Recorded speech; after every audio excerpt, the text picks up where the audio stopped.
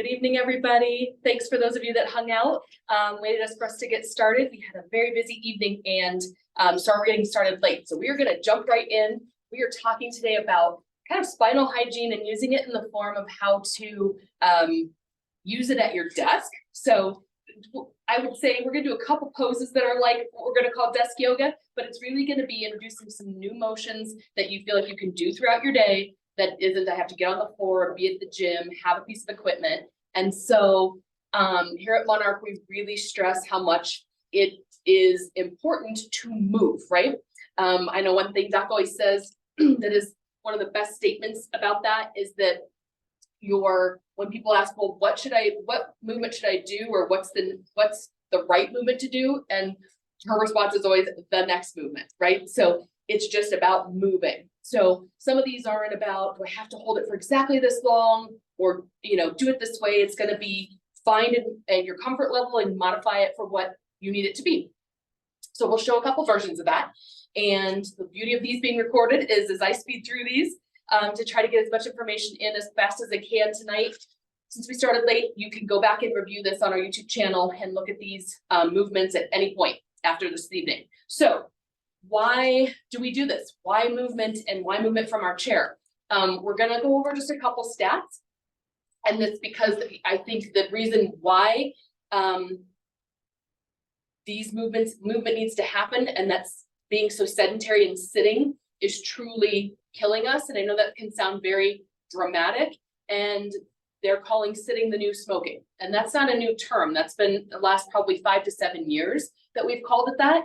And it's really because we're seeing how much chronic disease and certain things that go along with that are increasing with people who have a more sedentary life. And when we sit more or we're on technology more, it can create that. And so, in looking at some statistics as to the why we're going to teach you these movements, there is some startling statistics that we've talked about in the sitting posture workshop and a few of the other ones with ergonomics last year and early this year. But I'm going to reiterate them because it's not brand new data. So there was something the American Cancer Society did with a study, and this is a handful of years old already, but looking at the about 125,000 individuals, majority of those, or a little bit more than half of those being women, about 70,000 women and about 60 or 55,000 men were tested in this study and looked at the results of people who are inactive and women that are inactive.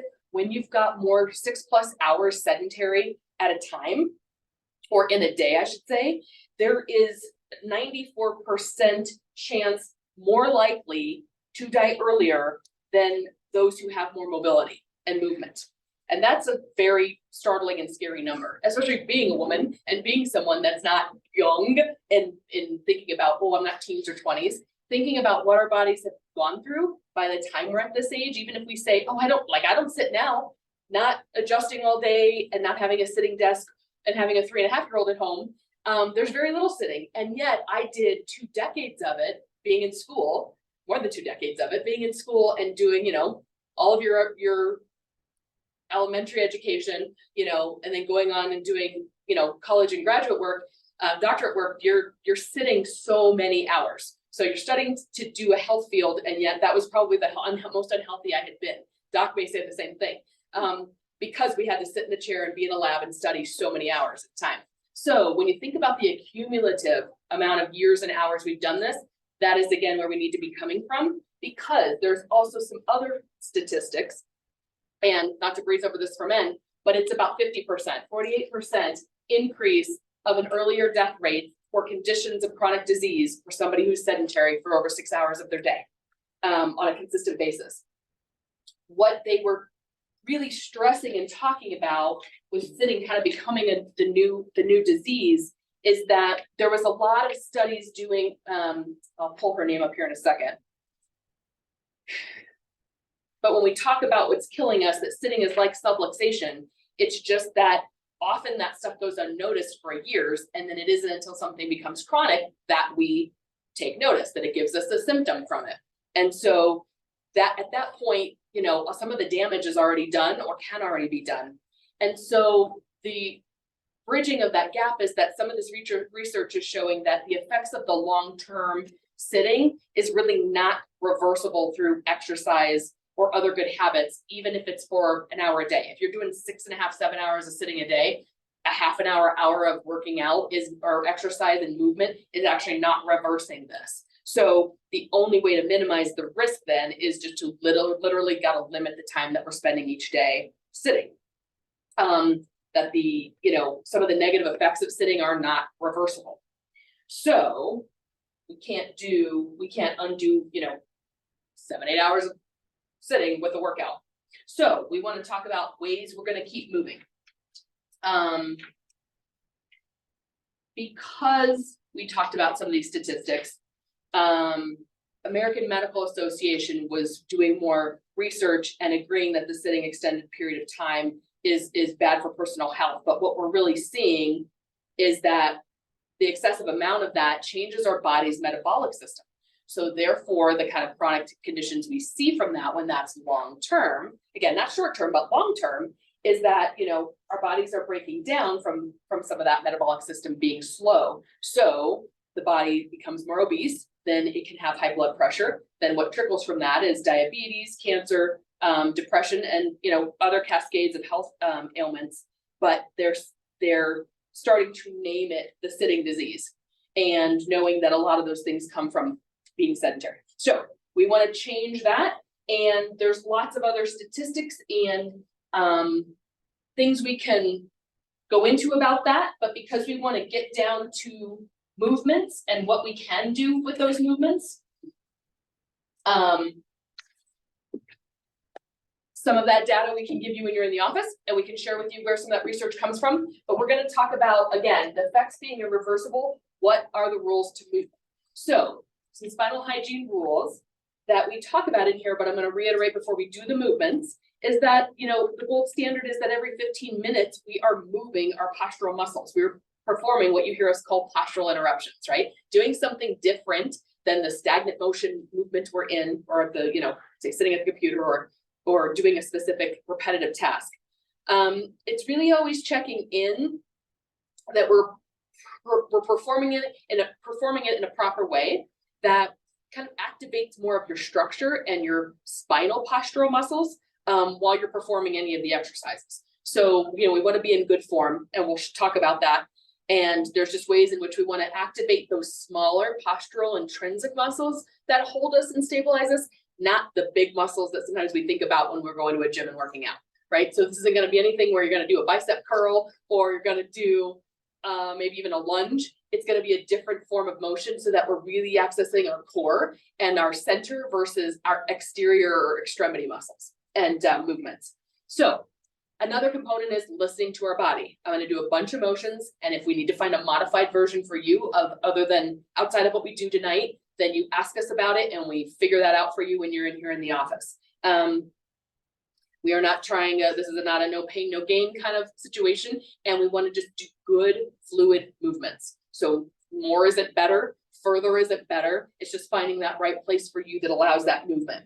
I would say, focus and breathing is really key to showing how much better the body processes these movements if we're breathing through them and we're just focused on kind of what we're doing, or we're just focused on that breath versus trying to do something else while we're stretching.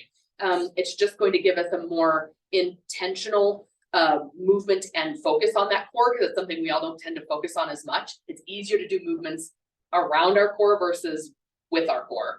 And I'll show you what I mean in a minute. But with that, it's that if it's intentional, we don't have to do it as long as well. A little goes a long way if we're doing it the proper way. And you'll see that as like Maggie teaches you, or we teach you, wall angels. I'd rather you do 5 great and slow and intentional than 15, 20 of them, haphazard and away from the wall and in bad form, because it just doesn't set you up for success in the movements we're trying to create in the body. And as we talk about in here, or I hope this feels like a broken record to hear me say, is, something is better than nothing. Anything is better than nothing. And yet I'm going to show you and challenge you to be doing these motions 3 to 5 times a day. So that at least at 3 times minimum, beginning, middle, and end of your day, you're doing some of these motions great, that's better than nothing. At the same point, they show that we should be, if at 2 hours isn't enough time to be, or is too much time between movement and stretching, then at every hour, I'm gonna challenge you, if you're those that are go-getters, set a little alert on your clocks, on your watches, on your iPhones, or whatever it is you use, or even the kitchen timers you see us walking around in here. Those are simple and easy to have. They don't even have to be noisy, but they can set off into a vibration mode that just triggers you to be like, oh, it's been 15 minutes. Oh, it's been 20, 30 minutes. And can I do 30 minutes or 30 seconds of stretching and movement to, again, break up your day? So 3 times minimum, but I'm gonna say once an hour, awesome. So we're gonna jump right into movements to do for the upper neck and shoulders, your rib cage and your midsection, your low back and hips, and then really incorporating breath, which is what brings the brain body connection kind of more in connection and in tune and in support of that calming part of your nervous system, that calming part of our system, which we want to tap into when we take breaths. As well as when we're in poor posture, we literally don't get enough air from our lungs into our body, into our muscle tissues, into the brain. And so we were going to go over some ergonomics, but we're not going to do that tonight with shorter time. We're going to go right into some of the movements. So what I do want to show is that if someone is, in a seated chair or at a desk, is that you have one that can adjust and may have, wheels in the bottom, or at least have like the hydraulic piece to where you set it to fit you. There's lots of chairs out there and there's lots of desks out there. It's just got to fit your frame. So if you can move the desk or you can move the chair, you can usually make something fit you so that you're sitting more ergonomic. When we're sitting, it is really actually more valuable to have our feet underneath us. So our feet are under our hips there are under our shoulders are under our ears. Now I'm a leg crosser. So if you're gonna cross at the ankles versus a crossing at the knees. So if you sit with your legs in front of you, they should be here. If you can bring them underneath you so that you're sitting more on your sit bone or your sit bones versus your tailbone and slouching, you'll not slouch. You can't slouch with your feet underneath you. So little tips that you can do. Doesn't mean you're there the whole day. That might be hard to do. Now it's hard to use these posture muscles if you're not used to using them. So that's what the back of the chair is for. Now, sometimes if you have shorter legs or a really deep chair, I have longer legs, but to go back here and use the backrest does kind of pull me out of my posture, and it makes it a little easier to sort of start slouching and rounding. So I can still keep my feet underneath me, and this is a better posture using the back support than constantly being at the edge of my chair. But you may feel like you have to, again, move there. As long as you can be neutral in your shoulders and neutral here at that 90 degrees with your arms and your keyboards, and your monitor be here at eye height or half an inch above your eye looking view, that's the right posture to keep your head and neck here versus this, versus this, versus this, versus this. So we have lots of workshops on what should you be doing with your computers and how you should set up your desk space. That's not this one, but if you're in question, check with us. If you're Googling on or searching on our YouTube channel, if you can't find the ones that show those ergonomics, let us know, we'll let you know what those are. So when we go into neck postures, we're gonna go over just kind of 2 that have more to do with the upper body. And that is that all this energy gets stored in our head and neck and shoulders, but really into our forearms and wrists, because so much of us are here bent or like this, or, doing a motion lifting, whether it's taking care of kiddos or, lifting things and moving crates of things, or sitting at a desk. We're almost always bent at the elbows and sometimes at the wrists. So a really good stretch to do from your own table or your own desk is just going to be literally shaking out the wrists and doing kind of an active wrist push or pull. So either, an extension or a flexion. And I'm not putting weight here. I'm just kind of allowing my arms to rest onto the table. But again, you could do that actively this way and just go where it feels comfortable. We have got to stretch out all these muscles here, or it creates issues at the wrist and at the hands and trickles up into the shoulders. So even if it's just at the desk here, to your comfort level or using it through hands. So I want you to hold things 15, 20 seconds and then go to the next side or go to the next direction. When we do an active, wrist push or pull, it's slow motion and then just a slow hold. I don't want a lot of pumping or rocking. Like that rocking can be a little intense on the joints, depending on how tight you are.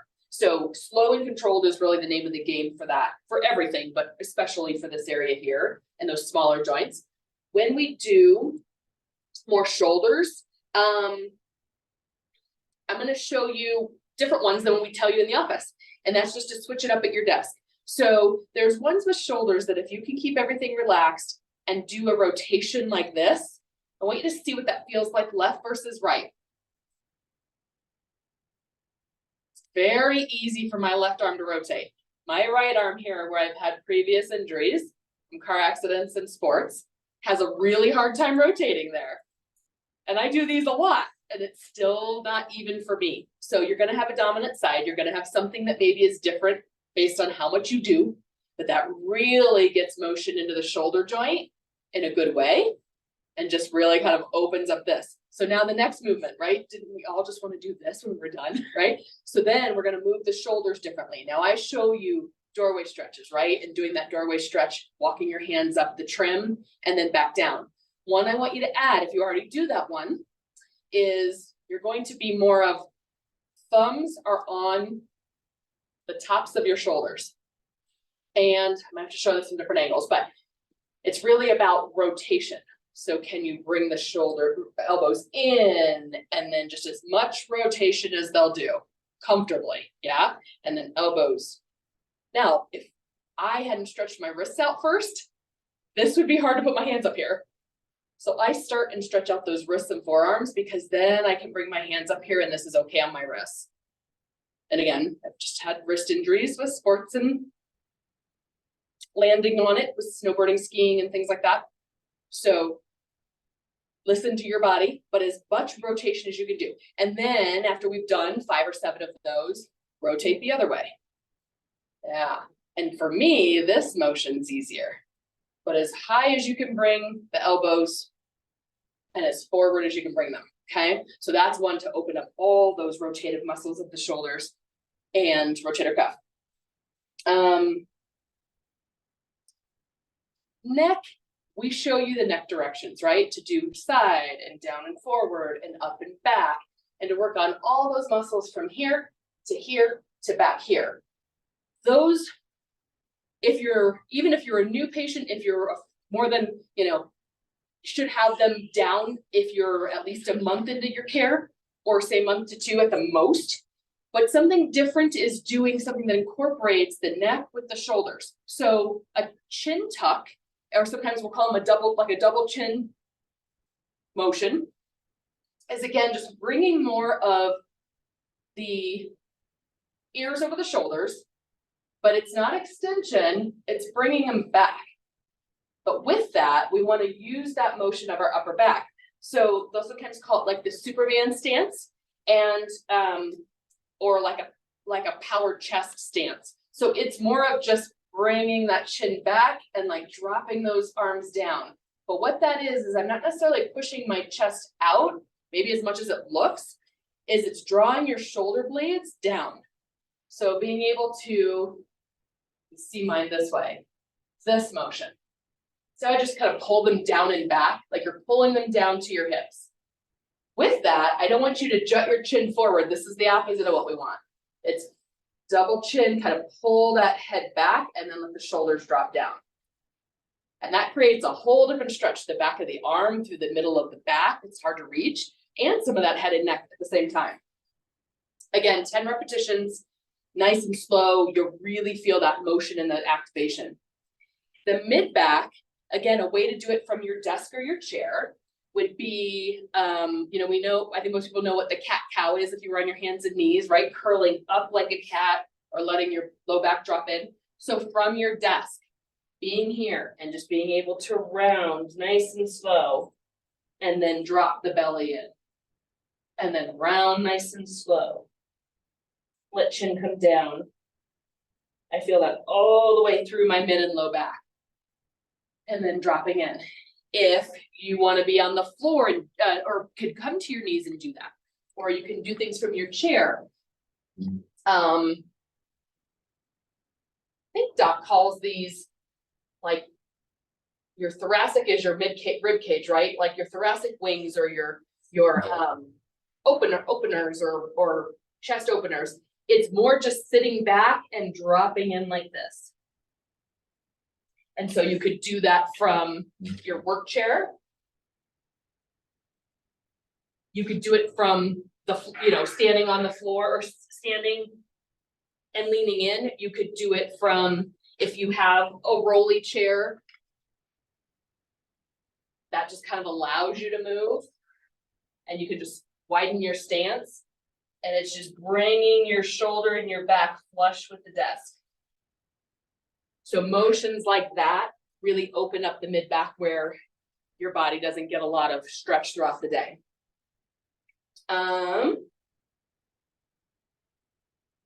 Doc shows the YTAs.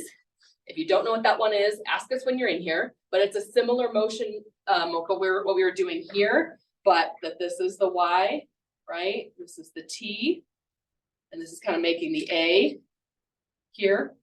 So it's motions that just, again, open all of this up. Sometimes she'll show you like the W, right here, T, and then an A. And again, think about it's drawing your shoulder blades down.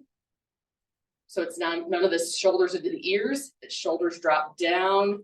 Chest does come out a bit, but think about just letting your shoulder blades drop down as you do that motion.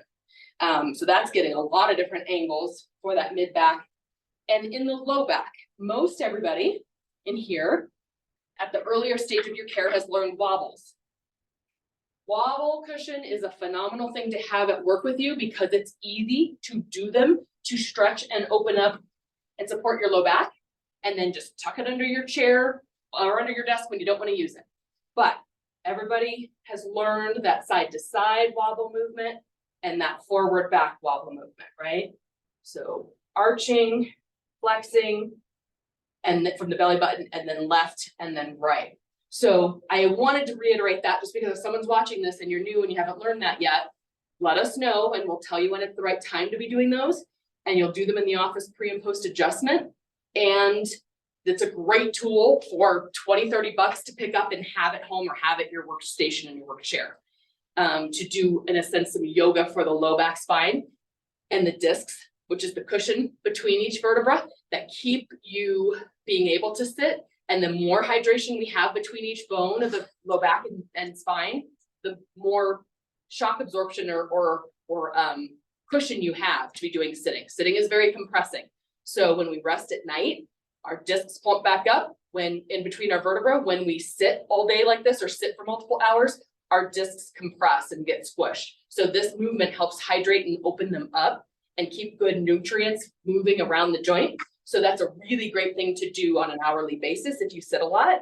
And then the last one I'm going to show you for the low back and hips, besides all the ones we teach you in here for motion, is really what we call like the chair squat. We can do a wall squat if that's easier, or we've heard it called vertical, like a vertical child pose. And so where you could step away from your chair and it's really kind of coming into a squat position. So it's just being able to go here. And to show it somewhat from the side. And for some people that might be, for me, it's a wider stance. That's more natural for my body. And just being able to kind of find a centering place. My toes are more forward. That's easier on some parts of my body, harder on others. So it's just showing me where I'm tight. And just allowing your body to drop into kind of that squat.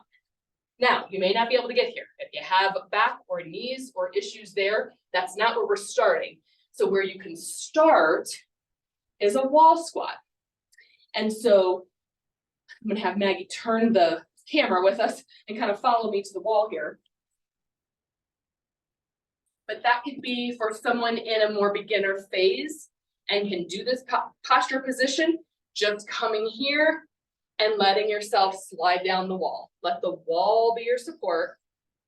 And then if you can, fully come into a squat, great. If you can't, that's okay. Your knees don't need to come to here, but if you can come to here, great. And then it's easy enough to just come to the floor, roll to your knees, maybe do some cat cows, right? And then come back up. So if you can do a squat out in space, great. If you can't for various reasons, that's okay. Start with just squatting somewhat down the wall and then bring yourself back up. If you squat down the wall too far and you can't get yourself back up, just come to the floor and come back up from this direction. So those are a bunch of different desk, somewhat yoga version poses that we modified to give you ways to incorporate this into your day-to-day at your desk and make it so that it's easy to do without equipment. The only thing I use that was any version of an equipment is the Wobble Cushion. And when we were talking about breath, I want everybody to do, we've done this in other workshops, but what I want you to practice is sitting down. I want you to roll your, I guess I'd say, don't sit in a natural posture, or don't sit in a proper posture. Sit with your feet kicked out. Sit how you might sit if you were in your couch, right? Sit how you might sit if you had your phone in front of you. And I want you to just take a deep breath in as best as you can in that posture and just feel what that feels like to get air into your body or into your lungs and where it goes. For me, it sits right here. When I just look down this far, even though I'm not sitting, I'm still standing. If I was just looking down at something, or if I had my phone here versus here, what that feels like. Now, sit back up in that posture where your feet are underneath you, if you can, and you're sitting on your sit bones, right, instead of your tailbone. And, arms are just at your side, and you're just looking straight forward. Now, take that same breath in. I'm still breathing. I get so much more. You get 30 to 40% more oxygen into your lungs and your body and to your brain when we just sit in better posture. And when we move, because the blood flow's got to happen, oxygen's got to flow to parts and pieces. And when we incorporate breath with that, that's communicating better from the brain to the body. So you're making that connection when we just incorporate breath with movement. So even if we weren't doing as many of those different stretches for the body, but we just need to get blood flow going, we just tell people, do what we call rebounding or toe jumps. And it's just literally this. And again, as long as you don't have a back or knees or something that would bother you or an ankle, then it's just light bounces.